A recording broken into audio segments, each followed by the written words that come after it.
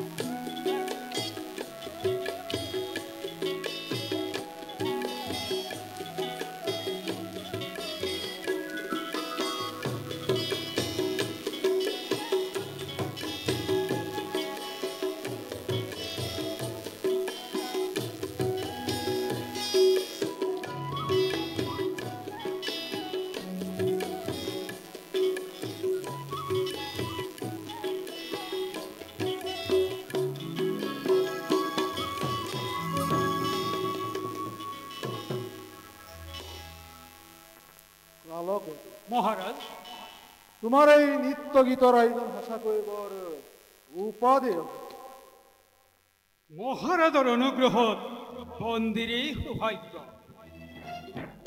দিয়া কালকেতো ঘূৰা দিয়া ভাল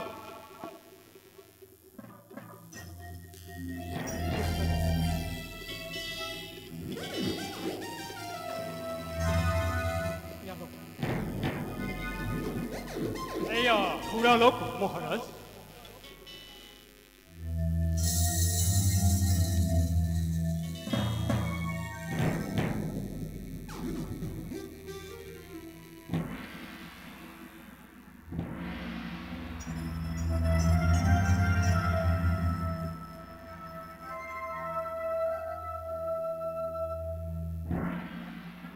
কালকেতো মহাৰাজ নৃত্য গীত বন্ধ হল কি চলি থাকক ভাল মহাৰাজ ঘূৰা দিয়া কালকেতো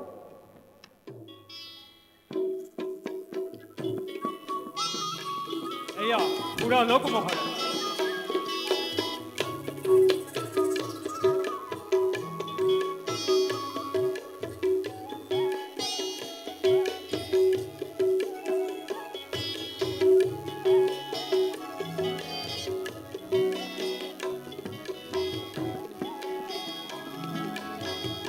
এয়া ঘূৰালক মহাৰাজ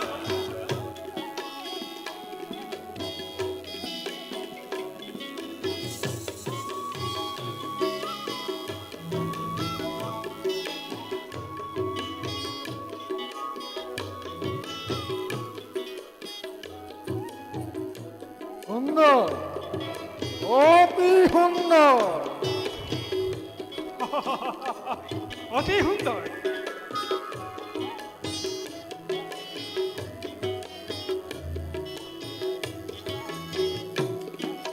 দিয়া কালকেতো ঘূৰা দিয়া ঘূৰালক মহাৰাজ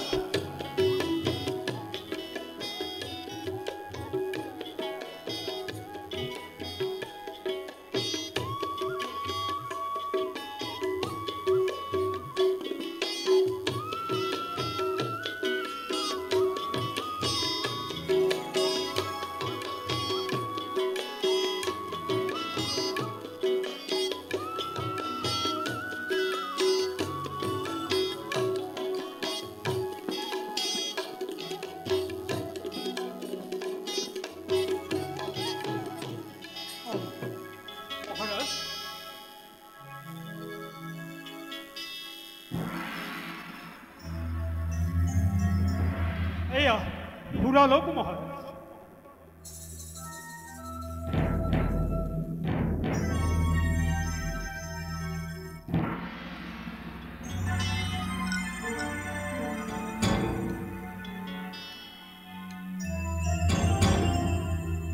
কালকে মহাৰাজ নৰ্তকীসকলক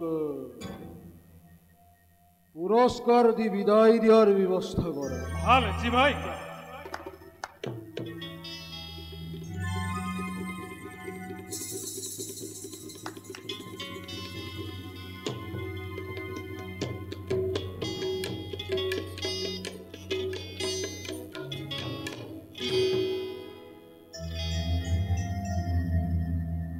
কালকে মহাৰাজ ইন্দ্ৰ ৰাজভবনে ইয়াতকৈ সুন্দৰ মই হলে সেই কথা বিশ্বাস নকৰো কালকে। নাই নাই মহাৰাজ এই কথা একেবাৰেই মিছা।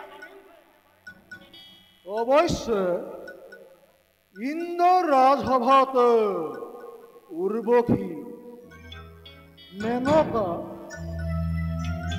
আৰু তিলোত্তমা নামেৰে কেইগৰাকীমান হেনো অপেশ্বৰী আছে।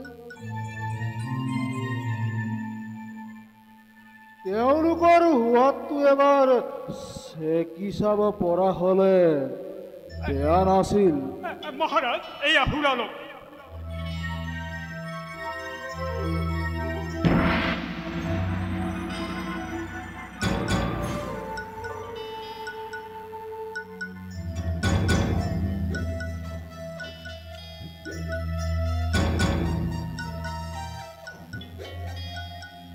আজিৰ পৰা নতুন বন্দোবস্ত কৰি সদায় একে বস্তু ভাল নালাগে বুজিছে কালকে।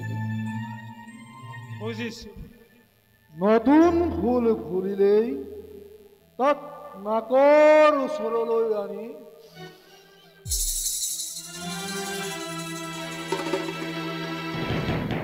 বাহি হলেই তাক বুজিছা কালকে। বুজিছো। তাৰ পাছত মহাৰাজ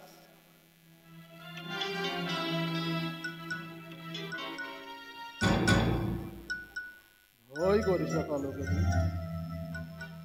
ভয় কালৈ এই কংস মহাৰাজৰ ওপৰত কোন আছে?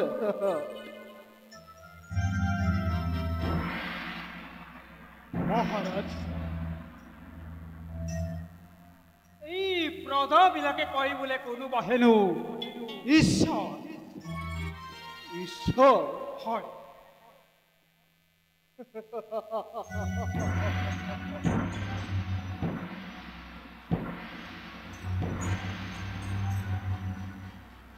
ঈশ্বৰ